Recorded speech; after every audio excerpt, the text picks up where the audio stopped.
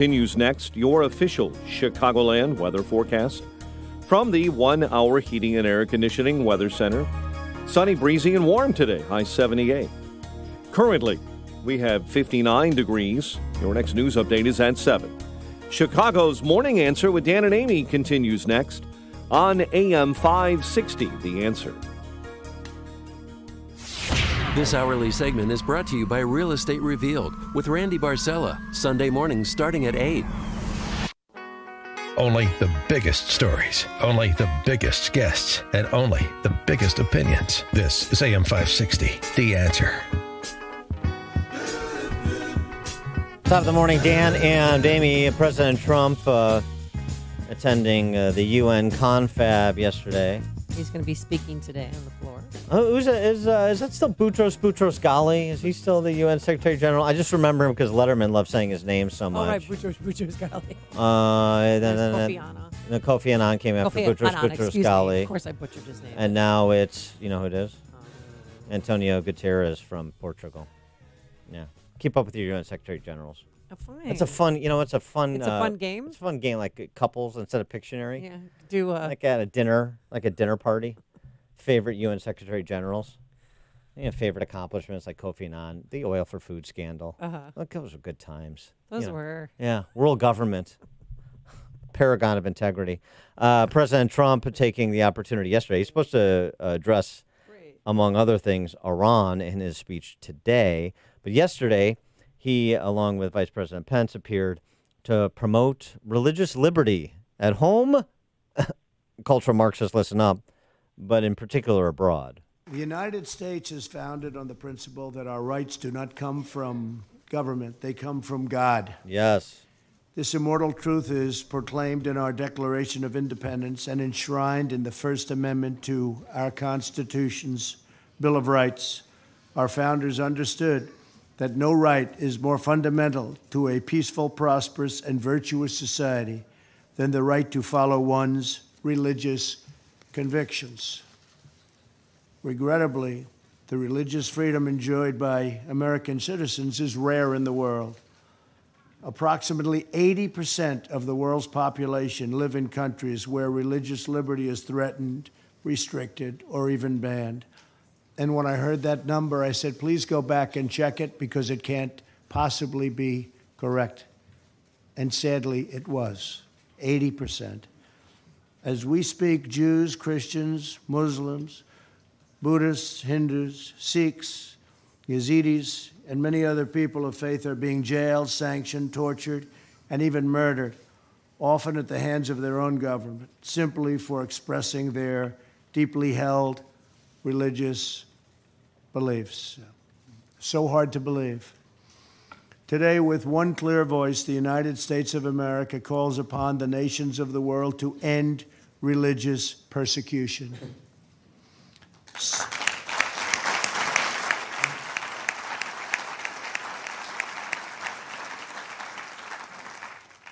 To stop the crimes against people of faith, release prisoners of conscience, repeal laws restricting freedom of religion and belief, protect the vulnerable, the defenseless, and the oppressed. America stands with believers in every country who ask only for the freedom to live according to the faith that is within their own hearts. It was powerful remarks, important remarks, because it sends the message that America is still committed to promoting free and fair elections the world over. You don't have to get involved in the business of nation building to promote free and fair elections and religious tolerance. And this administration, for all of the hysteria about trying to protect our border, and this is racist, and this isn't the temporary travel ban from certain countries, and this is a president who's anti-Muslim. Again, as we discussed with Lieutenant Colonel Jim Carafano yesterday, this is an administration that is pursuing China's human rights abuses as it pertains to the Uyghurs, a Muslim minority in China, who are actually being put in detention camps, actually being tortured. AOC may want to take a look at what's happening to that Muslim minority in China so she understands what real detention camps look like. Again, I say Trump on religious liberty is like Trump on pro-life, because he's like Batman. Not the hero you want, Right. but perhaps the hero you need. For more on this topic and others, we're pleased to be joined again by Cheryl Chumley, online opinion editor for the Washington Times, author of The Devil in D.C., Winning Back the Country from the Beast in Washington. Cheryl, thanks for joining us again. Appreciate it. Dan. Hey, Amy. Good morning. Thanks for having me. Yes, pleasure. And so yesterday, amid all of the swirl over Ukraine and in advance of his remarks that are more national security focused today, which will apparently include Iran, Trump gives these remarks on religious liberty. How did you receive them? Oh, I thought it was great. This is unprecedented that the president would do this at the United Nations before some of the world's biggest religious persecutors. And, the Christian persecution in particular is oftentimes just pushed to the side, many times out of political correctness. And I'm very happy to see that this president is not afraid to broach this topic before the very body that often closes its eyes to it. And 80% of the world lives under some form of religious persecution or oppression, correct? 80%. Open Doors USA, which is one of the excellent nonprofit organizations out there that tracks religious persecution, not just of Christians, but of other people of faith as well, said that in 2019, the level of persecution of those of faith around the world rose from 250 million to 245 million. 245 million people persecuted in the world just for following their faith. And that's just a tragedy, and it's something that the UN ought to take up instead of their particular religion, environmentalism. Yeah, and just before we get to Ms. Thunberg and the rest, the other important point is to remember this assemblage of heads of state. We're supposed to take our marching orders from them. We're supposed to cede our sovereignty to them. Remember who most of the world is in terms of how they treat their citizens and what deference they pay to things like religious liberty or freedom of expression. These are foreign concepts in so many lands. So before we start saying, well, the world community has come together, and George Will had a great line in this. They always talk about the world community at the UN, the community of nations. What exactly do Madagascar and Ghana have in common necessarily? I mean, just because a bunch of people are in a room doesn't mean that they're all good people or that something good is going to come from it. And we should be skeptical of what emanates from so many of these countries that have, in some respects and in some matters, the same voting power as the U.S. does. Absolutely. And this goes to the core concept, the core greatness of America that Trump just pulled right out and nailed it, that in our country, our rights come from God. That's different.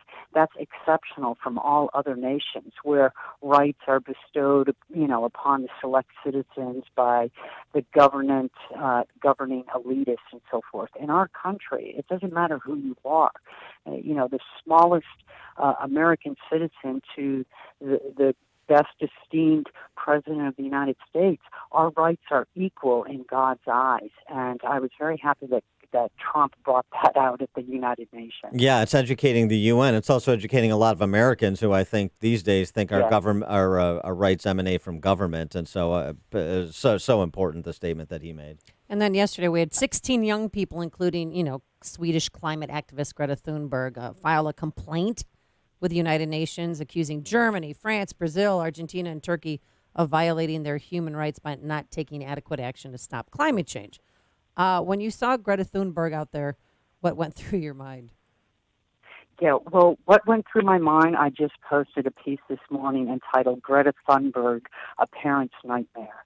This is what happens when you have parents who aren't teaching their children in the godly way they should go.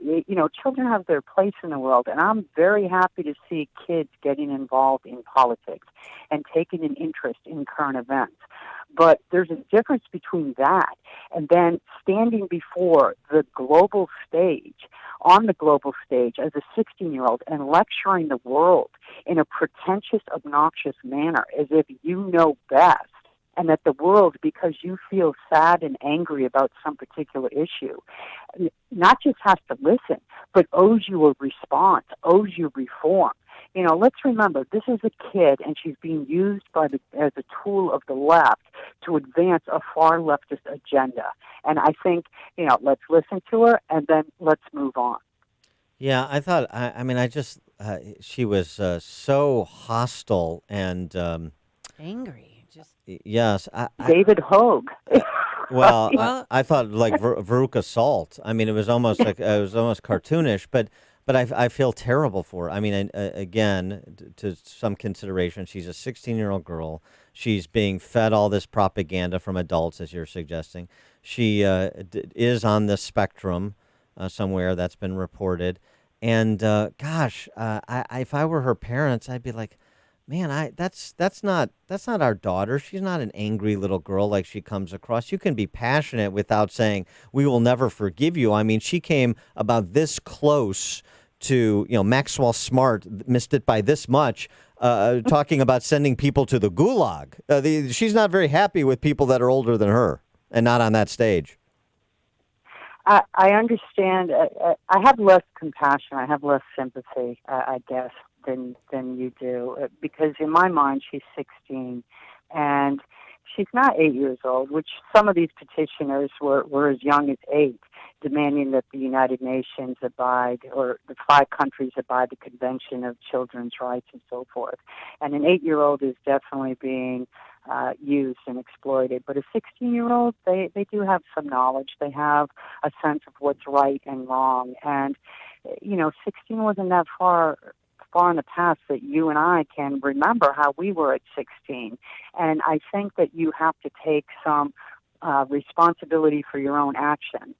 And I do think that Greta, like David Hogue here in America, going around calling out the Second Amendment and so forth, I think they're both old enough to know what they're doing. And I think that this is just part of this emerging youthful generation that is entitlement-minded. And I think as members of the media, we have a responsibility to call them out for the adult type of stances they're trying to take and rein them in. Yeah, but then if you do, you get shamed for not supporting the youth of America. Yeah, And that's I'm what I willing heard to yesterday take when I was that. telling people that she's, Right. What has Asperger's syndrome, and her parents are, star chasers, and they're all in theater and in acting. And I personally think that they want to be the next Kardashian family.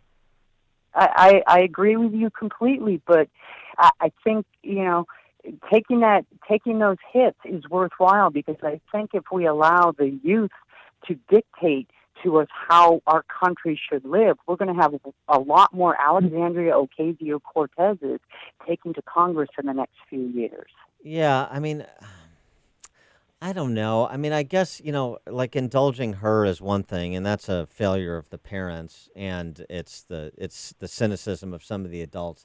But the cynicism of the adults that are not related to her, barking along like seals as she's excoriating them, that to me is really sort of depraved, and it speaks to what a death cult this climate Marxism really is. I mean, this is an anti-human being movement, and I don't think people have a full appreciation for that.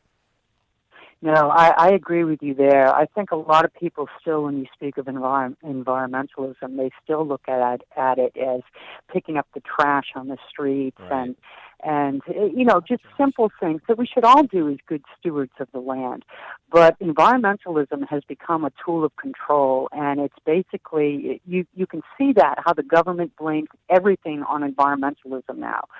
Starvation, poverty, all environmentalism. And this is coming from the United Nations, and it's coming from the far left.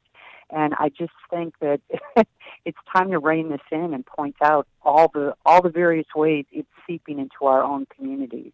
She is Cheryl Chumley, online opinion editor for the Washington Times, author of The Devil in D.C.,